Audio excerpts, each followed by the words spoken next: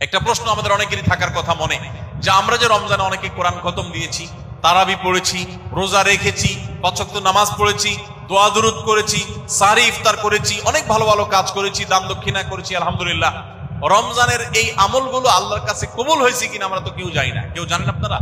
কোনো গ্যারান্টি আছে? কিন্তু উলামায়ে কেরাম মানুষের ইবাদত বা নেক আমল কবুল হওয়ার কিছু আলামতের কথা বলেছেন, যে গ্যারান্টি না থাকলেও কিছু আলামত আছে, পূর্বাভাস আছে, বোঝার কিছু উপায় আছে, যেগুলো দেখে আমরা অনুমান করতে পারি, আন্দাজ করতে পারি হয়তো আল্লাহ তাআলা আমার ইবাদতটা কবুল করেছে। কি সেই আলামত? সেই আলামত হলো, যারা কোনো ভালো কাজ যে কোনো নেকামল করার পর সেই নেকামলের ধারাটা অব্যাহত রাখতে পারেন, কন্টিনিউয়াসলি করতে পারেন, একবার করার পর যদি আবারও করার সুযোগ পান, তাহলে তিনি আল্লাহর প্রতি সুধারণা করতে পারেন যে হয়তোবা আল্লাহ রাব্বুল আলামিন তার আগের আমলটা কবুল করেছেন, সেজন্যই আল্লাহ তাআলা তাকে আবারও আমল করার সুযোগ তৌফিক দান করেছেন। রমজানে আপনি ৫ ওয়াক্ত নামাজ জামাতের সাথে পড়েছেন, আলহামদুলিল্লাহ, রমজান যাওয়ার পরও আপনি ৫ ওয়াক্ত নামাজ ধরে রাখতে পারছেন, ছাড়েন নাই, তাহলে আপনি জোরালো সম্ভাবনা আপনার আছে এবং আল্লাহর কাছে আল্লাহর প্রতি আপনার সুধারণা তৈরি হতে পারে, যথেষ্ট সুযোগ আছে যে আল্লাহ বোধহয় আমার রমজানের ৫ ওয়াক্ত নামাজ কবুল করেছেন, এই জন্য আমাকে এখনো সেটা করার তৌফিক দিয়েছেন। ভাইরা আমার, রমজানে কোরআন তেলাওয়াত গুলো যেগুলো করেছেন এগুলো কবুল হয়েছে কিনা কিভাবে বুঝবেন? বোঝার উপায় হলো যে এখন আপনি কোরআন তেলাওয়াত করতে পারছেন কিনা।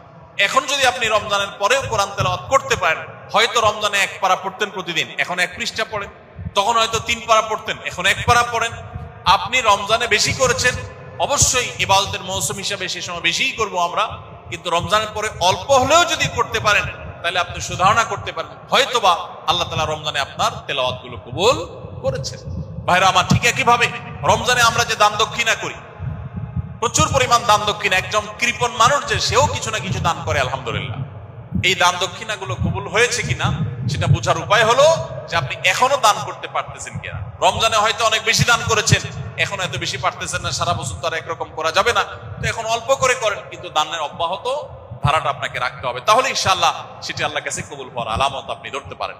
নবী সাল্লাল্লাহু আলাইহি ওয়াসাল্লামের একটা হাদিস আমি পাঠ করেছি শুরুতে, তিনি বলেছেন, আহাব্বুল আমালি ইলাল্লাহি আদওয়ামুহা ওয়া ইন কাল, আল্লাহর কাছে বান্দার সবচেয়ে প্রিয় আমল, সবচেয়ে প্রিয় আমল, যে আমলটা আল্লাহ পছন্দ করেন, কি সেটা? যে আমল মানুষ কন্টিনিউয়াসলি করে, ধারাবাহিক ভাবে করে, যে আমল করে ছেড়ে দেয় না। আল্লাহ সুবহানাহু ওয়া তাআলা বলেছেন, তোমরা ওই নারীর মতো হইও না। মক্কায় এক নারী ছিলেন, তার ব্যাপারে জনশ্রুতি ছিল যে তিনি রশি পাকাতেন, রশি পাকিয়ে পাকিয়ে সেটি যখন পরিপূর্ণ হয়ে যেত, এখন শুধুমাত্র রশির মাথায় গিরা দিয়ে দিলে রশিটা পূর্ণতা পেয়ে যেত, ওই সময় তিনি রশির পাকগুলো ছেড়ে দিতেন, তো এগুলো আবার আগের জায়গায় চলে যেত। তো আল্লাহ বলেছেন, ওয়ালা তাকুনু কাল্লাতী নাকাদাত গাজলাহা মিন বাদি কুওয়াতিন আনকাসা, তোমরা সেই মহিলার মতো হয়ো না যে মহিলা রশি পাকাতে পাকাতে সেটাকে পূর্ণতা দিয়ে এরপরে সেটার মাথা বাঁধবে যখন, ওই সময় সেই পাকগুলো ছেড়ে দেয়, অর্থাৎ তার পুরো শ্রমটা পণ্ড হয়ে যায়, সব নষ্ট হয়ে যায়।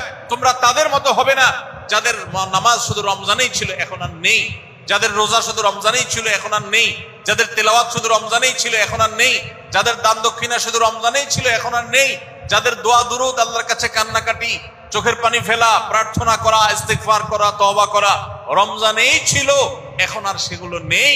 এরা হলো সেই নারীর মতো, যেই নারী সবকিছু জমিয়ে এরপর তার বাদ তিনি ছেড়ে দিয়েছেন, গিরা তিনি খুলে দিয়েছেন, তার শ্রম যেরকম পণ্ড, আমাদের রমজানের সমস্ত প্রচেষ্টাগুলো পণ্ড হয়ে যেতে পারে যদি রমজানের ইবাদতের ধারাগুলোকে রমজানের পরেও আমরা ধরে রাখতে না পারি। তাহলে রমজানের ইবাদতের ধারাকে আমরা রমজানের পরেও ধরে রাখার চেষ্টা করবো তো ইনশাআল্লাহ। রমজানে হয়তো আপনি 20 রাকাত তারাবি পড়েছেন, লম্বা সময় নিয়ে তারাবি পড়েছেন, এখন পারেন না, আপনি 4 রাকাত তাহাজ্জুদ পড়েন, 2 রাকাত পড়েন। রমজানে হয়তো প্রতি রাত পড়েছেন, এখন প্রতি রাত পড়তে পারেন না, আপনি মাঝে মধ্যে পড়েন।